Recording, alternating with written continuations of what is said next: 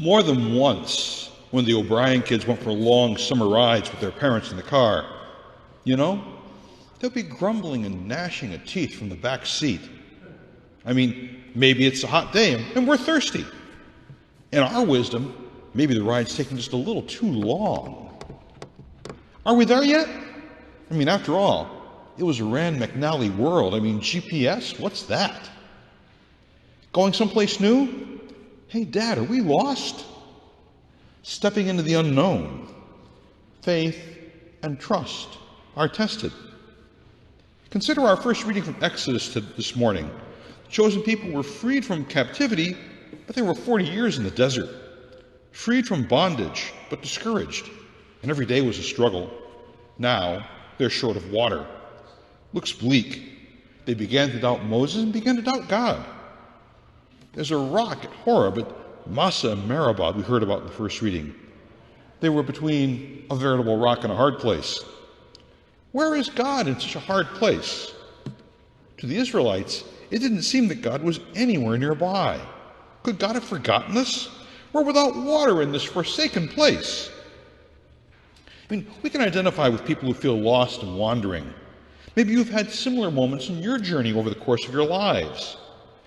Maybe you can catch yourself having thought, how long must I endure this? When will it end? Can we make it? Hey, Dad, are we lost? You know what's been left behind. Maybe we're comfortable with that. And now you're not sure about what lies ahead. Will it be worth the struggle? I'm sure we've all encountered our personal rocks at Horeb. You can understand the temptation the Israelites had to return to old places. They preferred to return to old places and old ways. We all have dreams, and we want to see that come to pass. But we want things better for those who follow us. At the rock, the hard place, dreams sometimes don't hold up. Where do you place your faith? How do you, as a person, how do you as a community adapt and move forward? For example, you might be concerned about the rising level of violence in the world, the experience of war that seems to be everywhere. You may be worried about the strength of democracy, home and abroad. Closer to home, you may be worried about small-town ways of life prospering in the future. You may be worried about finding steady work for ourselves and our families. Maybe you're worried about having enough priests to help sustain our spiritual lives and community. Rocks of Horeb are in plain view. And you'd like things to stay the way they were, preferably go back to the way they used to be, because what happens now tests our faith and our trust. But there are ways forward. Consider the gospel today from John, that Johannine story where Jesus encounters the Samaritan woman looking for water. There are rocks of Horeb everywhere there, not the least of which is, for the social ways of that time, men didn't talk to women who weren't their wives or their daughters or their mothers, and Samaritans and Jews never spoke to each other. Strike one, strike two. There's a big blockage right there. It sounds like they're talking about water.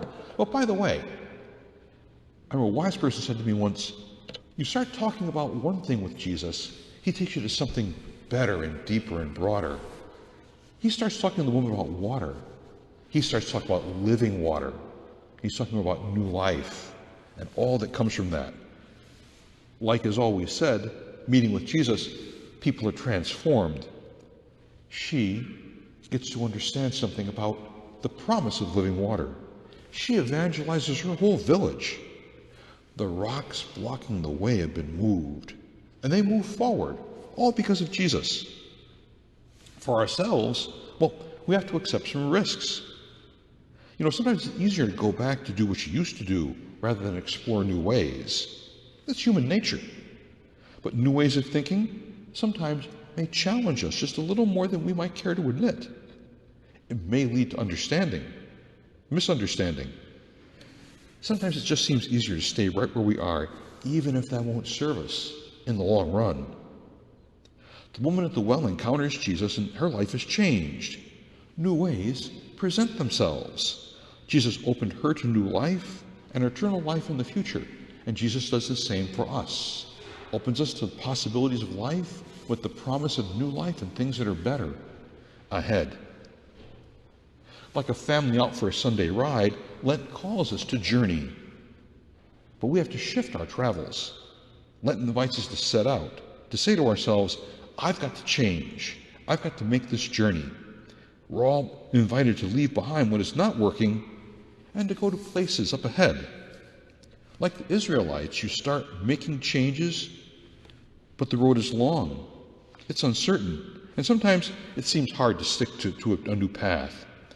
Our resolve dissolves, and you look back to where you used to be, and you get kind of wistful. Maybe get a tear in the corner of your eye. The Israelites in the desert remind us just how much we all need God daily. Today's Exodus story reveals that very hard place, the rock of Horeb, God does provide nourishment and refreshment we need. And we know about Jesus and the woman at the well. From water, from the rocks and the wells, our thirst can be quenched. And that same is possible for us today. That from very hard places of struggle and temptation, God can draw water for us and refresh us. How? Well, in the everyday experience, by the presence of a steady hand of a friend, or the support of others who encourage and challenge us to stick with it, or from voices that sound like they're confronting loved ones, but really conversation reveals encouragement and calls us to better ways to do things. Then, through God and God's instruments, our sisters and brothers all around us, we discover that we are the rock at Horeb, and God has made living water flow to quench our thirsts, the kind of water that only God can quench. The Israelites quarreled and tested God at that hard place, and they asked, "Is the Lord in our midst or not?"